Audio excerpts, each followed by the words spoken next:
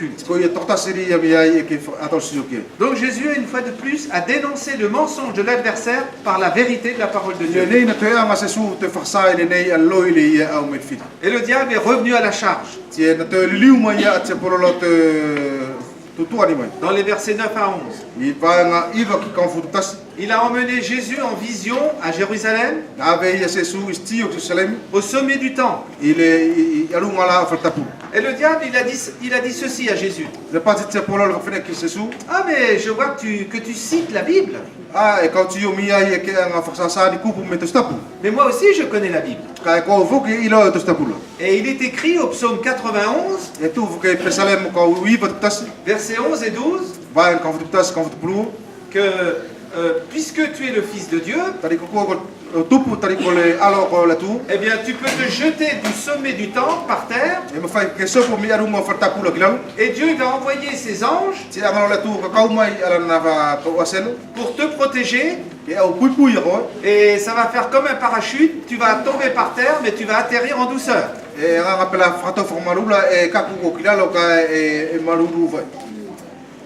Le diable, il est rusé. C'est comme s'il disait à Jésus, eh mais moi je veux t'aider dans ton ministère. Hein. Tu te jettes du haut du temple. Dieu il va envoyer ses anges pour que tu atterrisses en douceur. Il ne va rien t'arriver de mal. Tout le monde va voir ce miracle. Et tout le monde va applaudir. Et tout le monde va dire ça, c'est la puissance de Dieu. C'est comme si le diable se proposait d'aider Jésus à évangéliser le monde.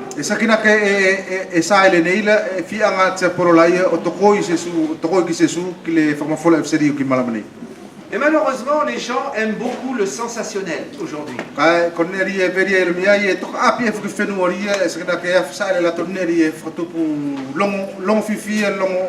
Le spectaculaire. Quand Jésus faisait des miracles, il y a beaucoup de gens qui venaient voir. Et il y a des gens qui suivaient Jésus. C'était pas pour écouter la parole de Dieu, mais c'était pour voir Jésus faire des miracles. Parce que les gens, ils aiment bien ce qui est extraordinaire. Mais vous savez, la foi qui repose sur les miracles, c'est pas une foi qui est solide. Les miracles, c'est comme une béquille. On voit que tous les gens qui ont vu Jésus faire des miracles, ils n'ont pas pour autant cru en Jésus. Et Jésus a reproché à certaines villes dans lesquelles il a fait beaucoup de miracles, mais qui n'ont pas cru en sa parole. Et donc c'est faux de prétendre que si les gens voient davantage de miracles, ils auront la foi qui sauve.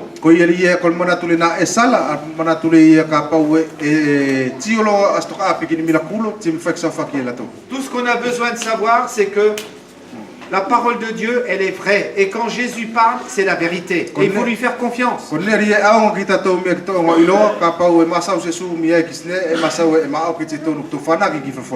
Et Jésus a répondu au diable, tu ne tenteras pas le Seigneur ton Dieu.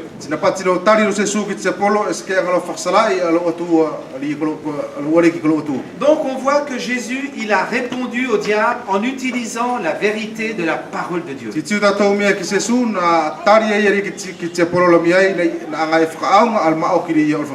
C'est la vérité qui dénonce le mensonge. Et c'est la lumière qui chasse les ténèbres. Et au verset 13, on voit que le diable, eh bien, il n'a pas réussi à faire tomber Jésus dans le péché. Et le texte nous dit que le diable s'est éloigné jusqu'à une autre occasion favorable.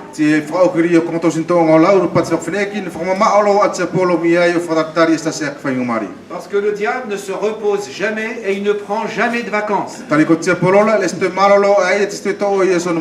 Et d'une manière ou d'une autre, il revient pour nous tenter. Et quand il a perdu une bataille, il ne s'avoue pas vaincu. Il pense qu'il n'a pas perdu la guerre.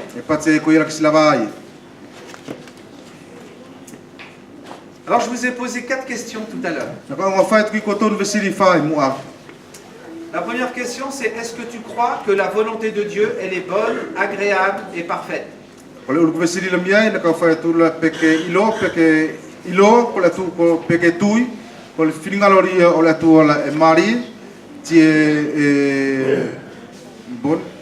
Bonne, agréable et parfaite.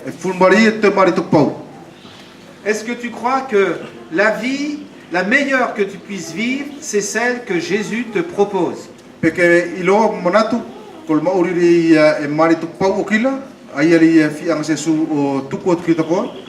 que tu préfères la gloire de ce monde et les plaisirs de ce monde qui ne font que passer? Est-ce que tu préfères la gloire de ce monde, les plaisirs de ce monde qui ne font que passer? Est-ce que tu ne te contentes que de pain seulement? Est-ce que ton seul objectif c'est prendre soin de ta vie sur la terre? Est-ce que ton seul objectif c'est de prendre soin de ta vie sur la terre, des besoins de ton corps? Manger, boire, dormir, travailler, faire la fête? Et puis mourir un jour? Et puis après se dire qu'après la mort il n'y a plus rien puisqu'on devient poussière dans le cimetière? Ou est-ce que tu es conscient que Dieu t'a donné une âme qui te permet d'entrer en relation avec Dieu et de vivre éternellement dans sa présence? La deuxième question que je vous ai posée: est-ce que tu es conscient qu'il y a quelqu'un qui veut te faire passer à côté du meilleur que Dieu veut pour toi?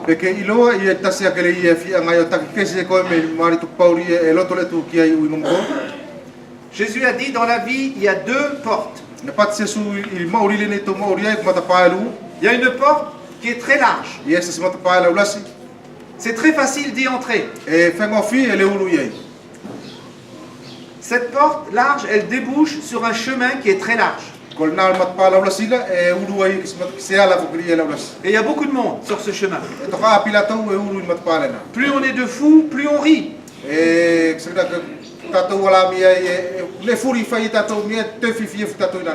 Et ça, ce sont les gens qui sont dans le monde, qui ont l'esprit du monde, qui sont influencés par le diable. Ils ne se rendent pas compte qu'ils vont à la perdition. Et à côté, il y a une autre petite porte. On peut y entrer qu'une personne à la fois. Et pour y entrer, il faut confesser ses péchés. Il faut croire que Jésus est mort à ma place sur la croix. Et il faut l'inviter à devenir le maître et le seigneur de ma vie. Et cette porte étroite, elle débouche sur un chemin étroit qui est le chemin de la sanctification.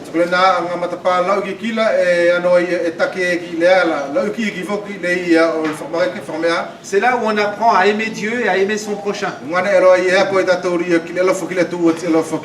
Et la bonne nouvelle, c'est que ce chemin, il mène à la vie éternelle. D'un côté, il y a la gloire éphémère des royaumes de ce monde. Et de l'autre côté, il y a la présence de Dieu dans son royaume éternel.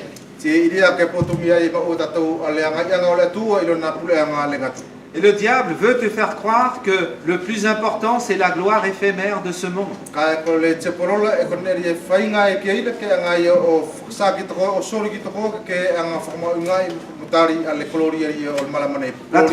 La troisième question que j'ai posée, c'est qu'est-ce que tu fais pour que la volonté de Dieu se réalise dans ta vie personnelle?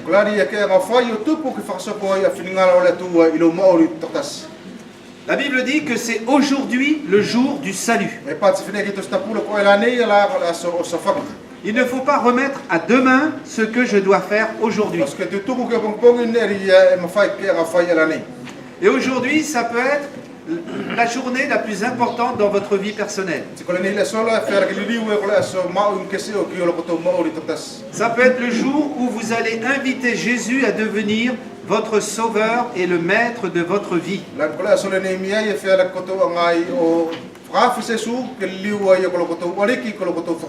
Et il y aura un avant et un après. Il y aura une vie complètement transformée. La Bible dit que Jésus frappe à la porte de notre cœur.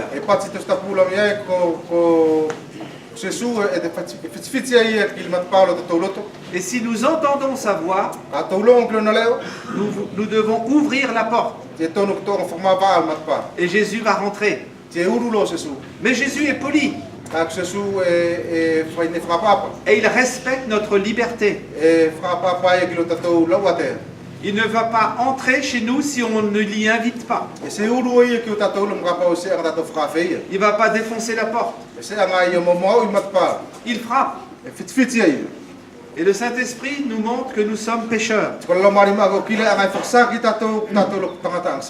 ne peut pas s'en sortir par nos propres moyens. Dieu nous montre que Jésus il est mort sur la croix. Lui qui était innocent, il a été traité comme un coupable. Pour que le coupable que je suis puisse être traité comme un innocent.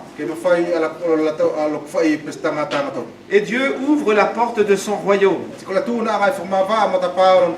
Et il veut que j'y entre. Il y a une condition, c'est que je demande pardon pour mes péchés et que je demande à Jésus de me purifier et de faire de moi une personne transformée. Si je fais rien, eh bien je suis encore en train de me prosterner et d'adorer l'adversaire. Et la quatrième question que je vous ai posée, qu'est-ce que je fais pour empêcher l'adversaire de me faire passer à côté du meilleur que Dieu veut pour moi?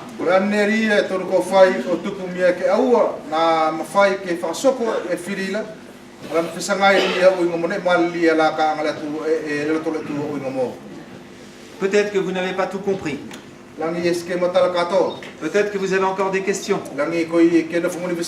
Eh bien, nous sommes encore à votre disposition. Et nous aurons l'occasion de reparler avec vous de ces choses-là. C'est très important. Parce que l'homme ne vit pas seulement du pain, mais de toute parole qui sort de la bouche de Dieu. Nous allons prier en terminant. Et je vous invite à baisser la tête et à fermer les yeux.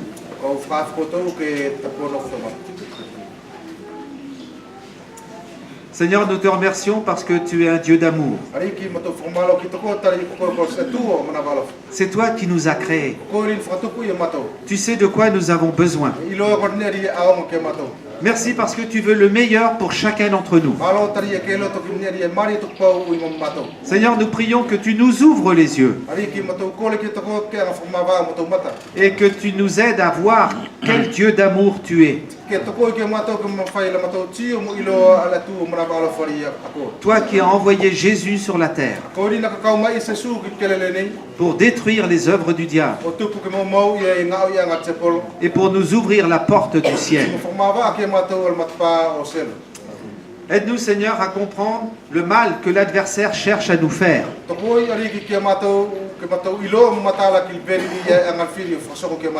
Donne-nous le courage de lui dire non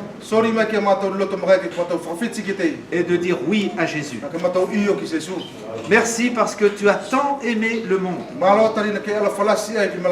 que tu as donné ton Fils unique, Jésus, pour que quiconque croit en toi ne périsse pas, mais qu'il ait la vie éternelle. Merci parce que Jésus est venu nous offrir le pardon de nos péchés.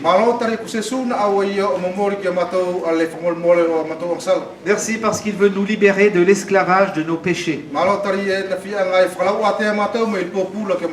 Nous sommes souvent comme l'apôtre Paul.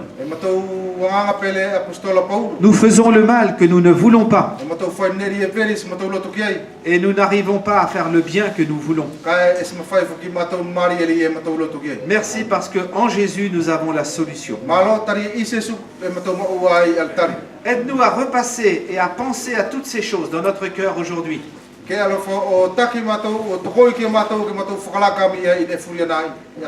merci de continuer à nous parler. Au nom de Jésus. Amen. Amen.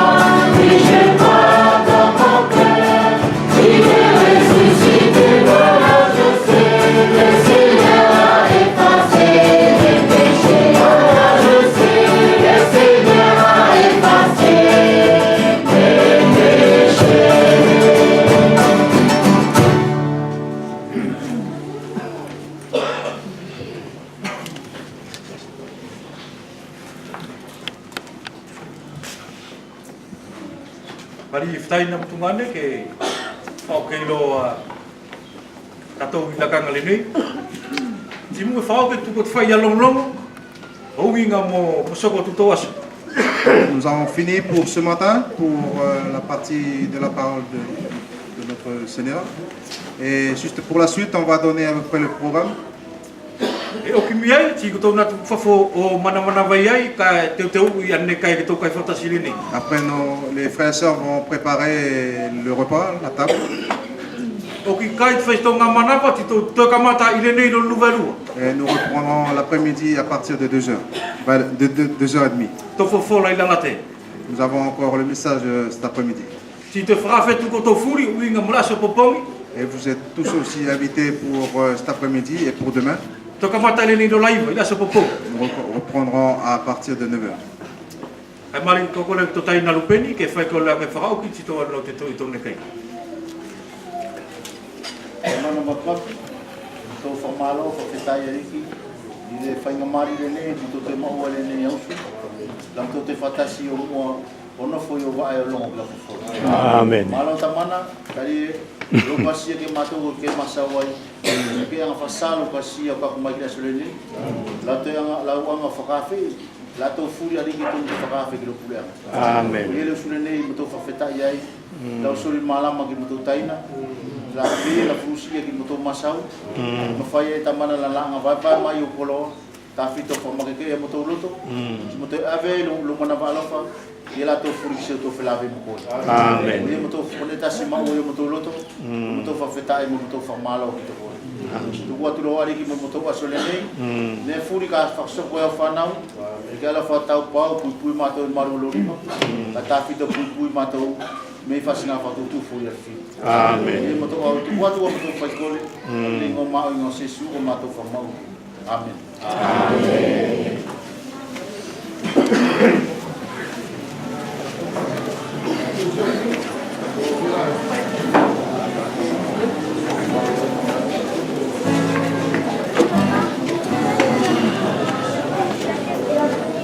Kasi nga pamalo?